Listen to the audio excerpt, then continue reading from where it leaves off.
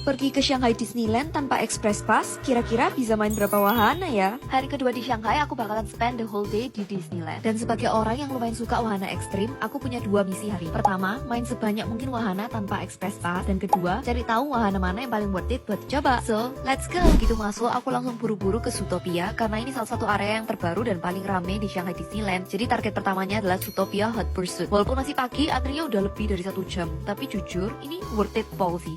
Apalagi kalau kalian suka film Zootopia. Next kita lanjut main roller coaster, main train gitu. Ini roller coaster yang nggak terlalu ekstrim sih, tapi seru dan fun buat dicoba. Antrinya sekitar 45 menit, menurutku masih worth the wait. Habis itu kita lanjut Pirates of the Caribbean. Ini termasuk salah satu wahana yang paling sering direkomendasiin orang-orang. Visualnya sih keren banget ya, tapi menurutku ini lebih ke pengalaman menikmati cerita daripada wahana yang bikin deg-degan gitu. Jadi kalau kalian punya waktu wajib coba. Next kita naik Roaring Rapids. Ini semacam arung jeram, tapi surprisingly itu seru pop. Aku saranin siap-siap basah sih. Dan menurutku ini salah satu wahana yang lumayan worth it. Tapi kalau saranku sih mending pakai jas hujan aja ya guys. Sebelum lanjut ke Tomorrowland, aku sempat nyobain satu wahana yang ternyata very underrated, namanya Challenge Train. Tapi sayangnya nggak punya footage-nya guys, soalnya semua barang tuh harus dititipin locker. Jadi ini cuplikan dari internet biar kalian kebayang. Jujur ini salah satu wahana yang paling underrated di Shanghai Disneyland. Kalau kalian suka tantangan dan nggak takut ketinggian, menurutku wajib dicoba. Next lanjut ke Tomorrowland, save the best for the last. Dan di sini aku tuh naik satu wahana yang jujur aja menurutku nggak worth it. Antrinya itu hampir 1 jam. Tapi setelah selesai, papaku bilang rasanya kayak naik gajah gleduk. Jadi better di skip aja. Dan of course tujuan utama hari ini adalah Tron. Dan aku sengaja simpen buat sore menjelang malam gitu supaya lampunya udah nyala. Antrinya sih sekitar 75 menit dan untungnya masih jauh lebih cepat dibandingkan banyak orang yang bisa antri sampai